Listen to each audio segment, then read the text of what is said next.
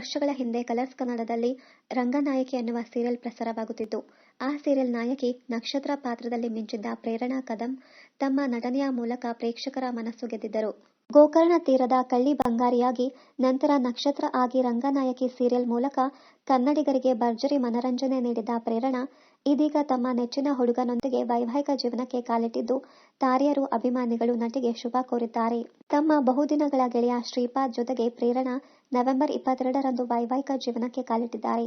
ಇವರದು love marriage ಆಗಿದ್ದು, ಇವರ ಮದುವೆಗೆ ಕನ್ನಡ, ತೆಲುಗು ಕಿರುತೆರೆ ನಟರು ಆಗಮಿಸಿ ಶುಭ ಕೋರಿದ್ದಾರೆ. ಸಿನಿಮಾಗಳ ಮೂಲಕ ನಟನಾ ರಂಗಕ್ಕೆ ಕಾಲಿಟ್ಟ ಪ್ರೇರಣಾ ನಂತರ ಕನ್ನಡ ಕಿರುತೆರೆಯ ಮೂಲಕ ಜನರಿಗೆ ಹತ್ತಿರವಾದರು. ಹರಹರ ಮಹಾದೇವ ಸೀರಿಯಲ್ನಲ್ಲಿ ಚಂದ್ರನ ಪತ್ನಿ ರೇವತಿ ಆಗಿ ನಟಿಸಿದ್ದರು.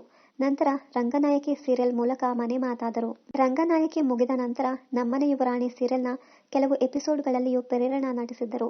ಸದ್ಯ ತೆಲುಗು ಕಿರುತೆರೆಯಲ್ಲಿ ಬ್ಯುಸಿಯಾಗಿರುವ ಪ್ರೇರಣಾ ತೆಲುಗಿನ ಕೃಷ್ಣ ಮುಕುಂದ ಮುರಾರಿಯಲ್ಲಿ ಪ್ರಮುಖ ಪಾತ್ರದಲ್ಲಿ ಹಾಗೂ ರಿಯಾಲಿಟಿ ಶೋನಲ್ಲಿ ಮಿಂಚುತ್ತಿದ್ದಾರೆ.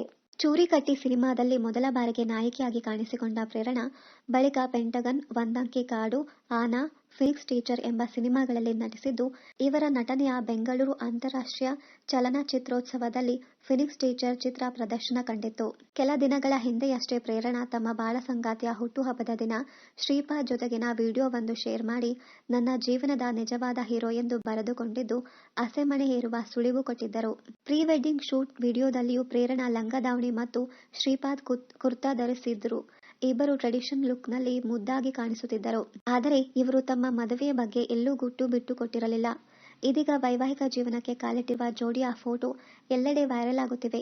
ಇವರ ವೈವಾಹಿಕ ಜೀವನ ಶುಭವಾಗಿರಲಿ. ಇನ್ನಷ್ಟು ಕನ್ನಡ ಧಾರಾವಾಹಿ, ಸಿನಿಮಾ ಹಾಗೂ ಬಿಗ್ ಬಾಸ್ ಕನ್ನಡ ಸೀಸನ್ 10ರ ಡೈಲಿ ಅಪ್ಡೇಟ್ಸ್ಗಾಗಿ ಚಾನೆಲ್ ಅನ್ನು ಸಬ್ಸ್ಕ್ರೈಬ್ ಮಾಡಿ. Thank you.